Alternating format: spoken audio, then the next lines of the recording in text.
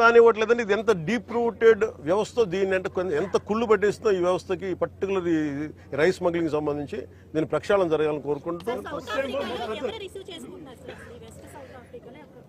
అక్కడ సౌత్ ఆఫ్రికాలో వాళ్ళది స్టేపుల్ డైట్ రైస్. అది వాళ్ళకి పాపం నిజంగా చెప్పాలంటే వాళ్ళకి సబ్ స్టాండర్డ్ రైస్ పంపిస్తున్నారు. జనసేన గతంలో లబ్ధిదారులకు నేరుగా అకౌంట్లో వేస్తారని మీరు గతంలో నినాదం తీసుకున్నారు. అదేమన్నా ఇప్పుడు ఎందుకంటే ఈ రైస్ 90% కూడా తినట్లేదు సార్. డైరెక్ట్ ఇష్యూ నాకు ఇది బాగా తెలుసండి. ఇది తినని బియ్యం.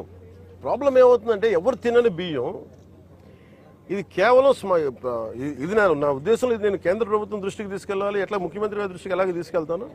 కానీ కేంద్ర ప్రభుత్వం దృష్టికి మీరు అంటే ఇది ఒక రూల్ అయిపోయింది. చెప్పండి సార్, ఆ రూల్ మీరు చెప్పండి. మనం ఇందా పొద్దున మాట్లాడుకుంది ఎన్ఎఫ్ఎస్ఏ ఆ చట్టం వచ్చిన తర్వాత ప్రభుత్వం పైన ఆబ్లిగేషన్ ఉంది. మనం ఖచ్చితంగా మనం ప్రతి కుటుంబానికి ఆహార